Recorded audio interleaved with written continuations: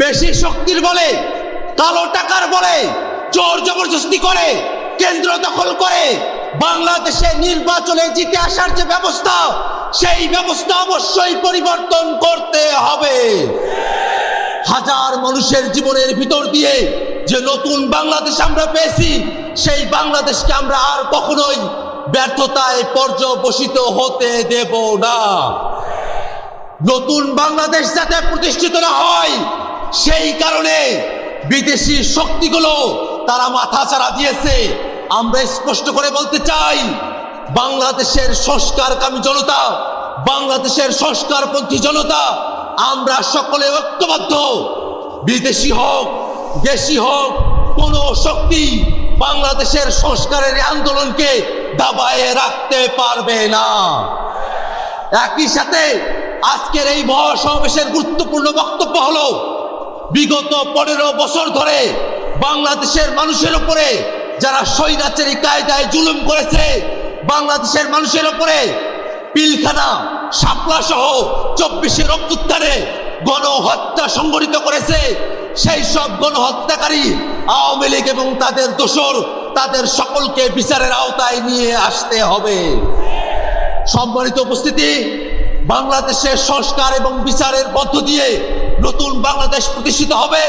সেই বাংলাদেশ প্রতিষ্ঠায় বাংলাদেশের সকল মুক্তিকামী জনতা ঐক্যবদ্ধ ভূমিকা পালন করবে, এই আশাবাদ ব্যক্ত করে, সুপ্রিয় উপস্থিতি, হাজার হাজার মানুষ জীবন দিয়ে, হাজার হাজার মানুষ রক্ত দিয়ে পূর্বে যে সিস্টেমে, পূর্বে যে ব্যবস্থায় বাংলাদেশ পরিচালিত হয়েছে, তেমন স্বৈরাচারী, তেমন দুর্নীতিবাদ সিস্টেমের মধ্য দিয়ে বাংলাদেশকে সামনে পরিচালিত করা হবে, এমন আশাবাদ আমাদের কারণেই ছিল না।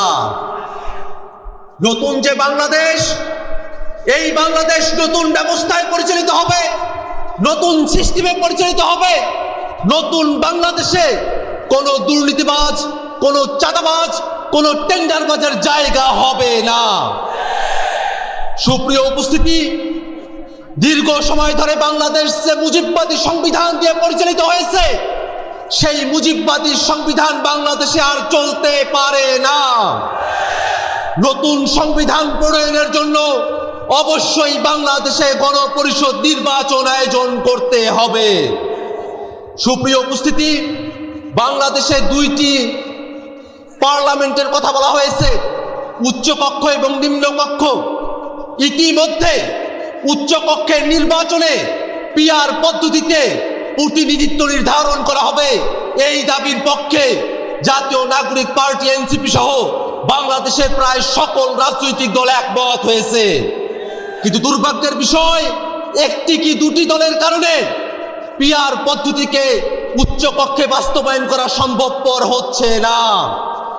আমরা স্পষ্ট করে বলতে চাই, বাংলাদেশকে যদি নতুন কাঠামোতে পরিচালিত করতে হয়, অবশ্যই পিআর পদ্ধতির বাস্তবতা নিয়ে আমাদের সকলকে গভীরভাবে ভাবনা করতে হবে, বাস্তবায়নের পথ আমাদেরকে অন্বেষণ করতে হবে।